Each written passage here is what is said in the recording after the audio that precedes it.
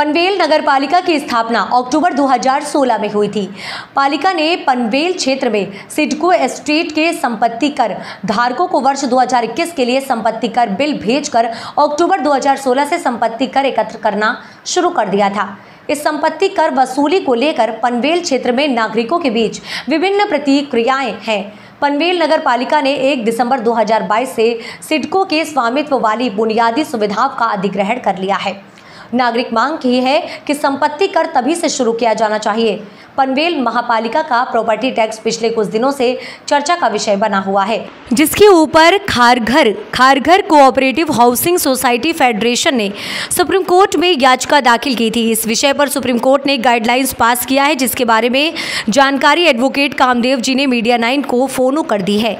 इसमें उन्होंने बताया है कि सुप्रीम कोर्ट ने 2016 से 2019 तक का निर्णय बाद में लिए जाने का साथ ही 2020-2023 का प्रॉपर्टी टैक्स भरने का आदेश दिया है।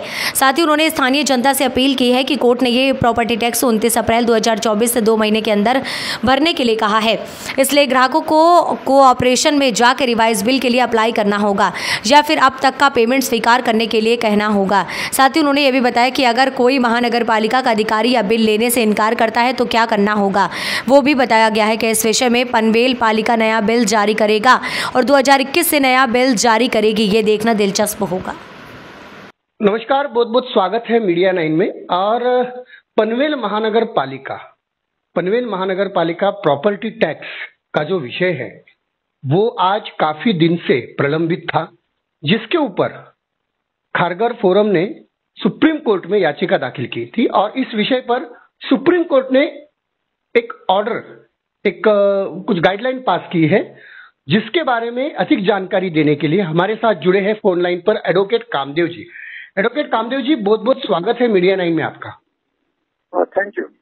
कामदेव जी, हमारे दर्शकों को थोड़ा सा बताइए कि सुप्रीम कोर्ट ने क्या कहा है और किस प्रकार से प्रॉपर्टी टैक्स भरना है, कहां से कहां तक भरना है, कब भरना है, इसके बारे में थोड़ा सा काफी सारी सवालात जनता के मन में है, थोड़ा सा इसके ऊपर रोशनी डालिएगा।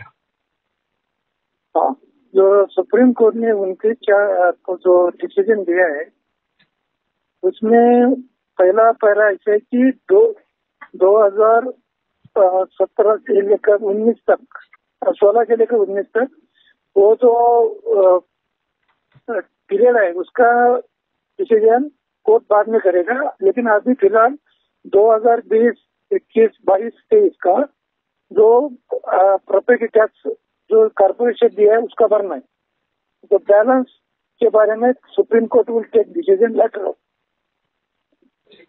अच्छा, अभी जनता को कौन सा टैक्स भरना है इसके बारे में थोड़ा जानकारी दीजिए।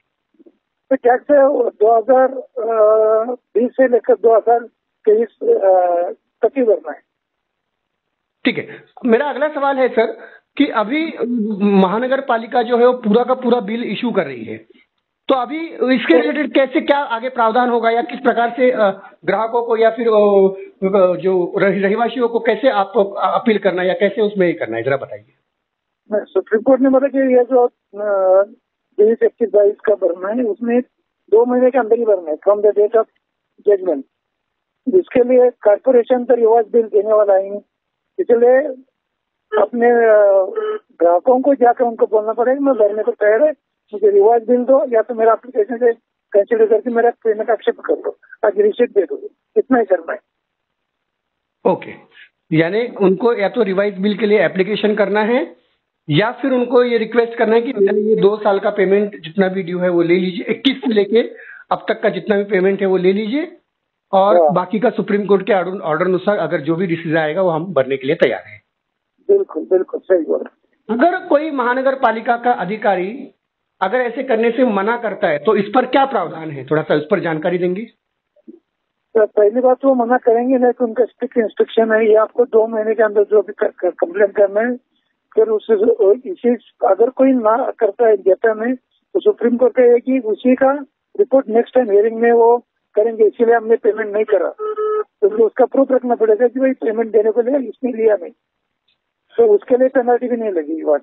ठीक है, और मेरा एक आखिरी सवाल है, गया ही नहीं तो पेनल्टी जरूर लगेगी। बिल्कुल, और मेरा एक आखिरी सवाल है अभी कि अगर उसको पेमेंट करना है तो उसको महानगर पालिका के ऑफिस में जाना होगा या फिर ऑनलाइन भी वो एप्लीकेशन कर सकता है, कैसे उसका? दोनों है, ऑनलाइन में और ये ऑफलाइन भी। जी, बहुत बहुत शुक्रिया कामदेव जी। कामदेव जी ने लीगल तरीके से किस प्रकार से टैक्सेशन के ऊपर काफी रोशनी डाली है, और यही नहीं, सुप्रीम कोर्ट का ऑर्डर भी उन्होंने बहुत ही अच्छी तरह से हमारे दर्शकों को समझाया है। कामदेव जी बहुत बहुत धन्यवाद। Thank you.